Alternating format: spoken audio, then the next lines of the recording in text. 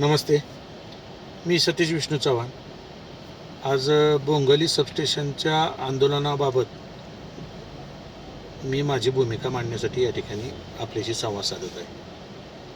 आज जे आंदोलन झालं ते प्रचंड प्रमाणामध्ये म्हणजे सक्सेस आंदोलन असं म्हणता येईल की प्रचंड बाधित शेतकरी आणि इतर सर्व शेतकरी या ठिकाणी उपस्थित होते. भोर आणि राजगडचे सर्व शेतकरी या ठिकाणी उपस्थित होते.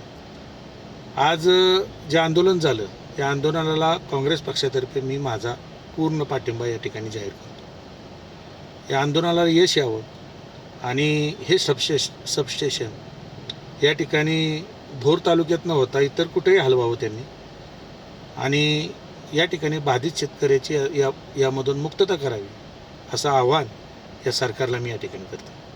वास्तविक आता महायुतीचं सरकार या ठिकाणी राज्य करते.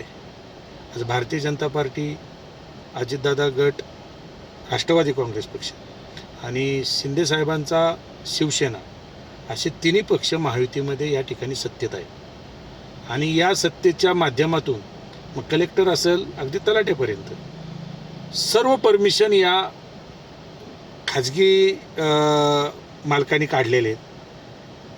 पूर्वी कृती समितीच्या काही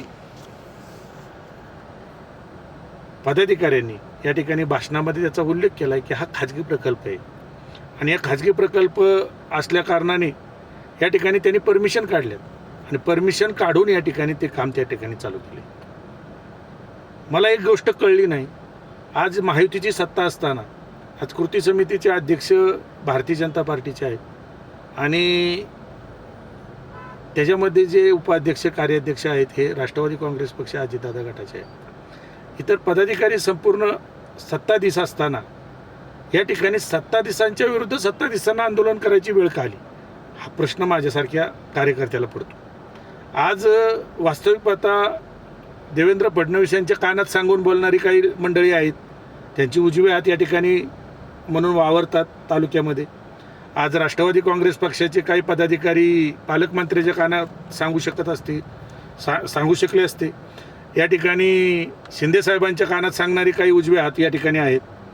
त्यामुळं शिंदेसाहेबांचा उजवा हात आणि त्यांच्या कानात सांगितलं असतं तर या ठिकाणी कानात सांगितल्यानंतर हा प्रकल्प आंदोलनाद्वारे मिटवायची काही गरज नव्हती. त्यामुळं तो प्रकल्प या ठिकाणी हल्ला असता. आज आंदोलन ज्या पद्धतीने झालं यामध्ये सर्व सत्ताधीश एकत्र नांदताना दिसत आहेत. ही आनंदाची बाब म्हणायची की काय हे येणाऱ्या काळामध्ये ठरव. का बोलतोय मी तर नगरपालिकेमध्ये आणि पंचायत समितीमध्ये यांच्या सत्ता आहेत आणि दोन्ही पक्ष एकमेकाच्या विरोधात कशा पद्धतीने भांडतात हे सर्व जनतेने पाहिलेले. आणि आज बोंगवलीच्या सबस्टेशनसाठी सर्वजण या ठिकाणी श्रेयवाद घेण्यासाठी या ठिकाणी उपस्थित आहेत. ठीक आहे, श्रेयवाद त्यांनी केलं, आम्ही बी त्यांच्या पाठीमागं आहे, त्यांच्याबरोबर आहोत. सर्व पक्ष या ठिकाणी त्या आंदोलनाला पाठिंबा देत आहेत. पण या ठिकाणी सत्ताधीशांना सत्ताधीशांच्या विरोधात आंदोलन करायची वेळ आलेली हे थोडं विचार करण्याची गोष्ट आहे. मित्रांनो, आंदोलक या ठिकाणी आले, शेतकरी या ठिकाणी आले, बिचारे त्यांच्या पोटाचा आणि त्यांच्या भावनेचा प्रश्न आहे. आज ते या ठिकाणी बाधित कशामुळं झाले की त्या ठिकाणी त्यांच्या पोटावर तो आघात होणार आहे आणि हे जे सबस्टेशन जाणार आहे याच्यातून ते बाधित अशा पद्धतीने होणार आहेत की याच्या जीवनाशी त्यांचा खेळ, त्याच्या जीवाशी होणारा खेळ या ठिकाणी निर्माण होणार आहे. आज आपल्या भोर आणि राजगड तालुका हा कायम देण्याची भावना या ठिकाणी ठेवतो. पण या ठिकाणी या भोर आणि राजगडला देण्याची भावना किंवा प्रगती प्रथावून येण्याची भावना आजपर्यंत या ठिकाणी देणारा कोणी तयार झालेला नाही. ही खेदाची बाब आहे. पण या ठिकाणी मला सांगायचं आहे तुम्हाला आवर्जून, आज जे आंदोलन झालं आणि त्या आंदोलनाला या ठिकाणी पत्र दिलं की बाबा हे आंदोलन स्थगित करावं, ते एका कलेक्टरनी ते पत्र दिलं आणि ते प्रांताच्या हस्ते या ठिकाणी संबंधितांना देण्यात आलं.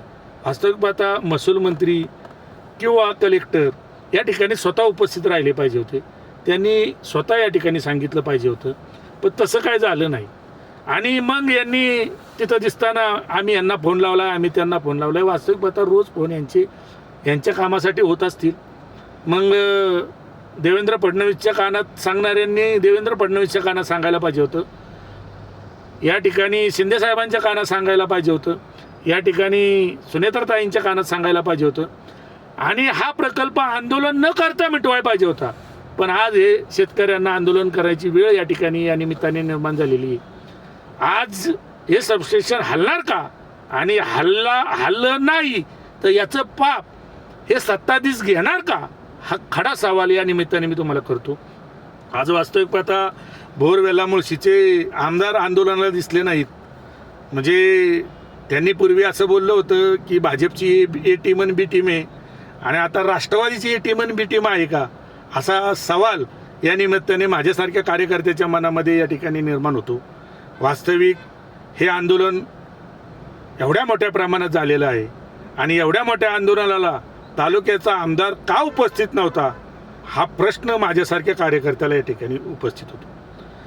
आज ज्या पद्धतीने शेतकरी तुमच्याकडं आशेने बघतोय, सत्ताधीशांच्याकडं आशेने पाहतोय की बाबा हे सबस्टेशन हलवावं, इथं होऊ नाही, त्याला न्याय तुम्ही देणार आहात का मिटिंगावर मिटिंगा आणि राजकारण करणार आहात का, हा येणाऱ्या काळामध्ये आपल्याला सर्वांना कळेल.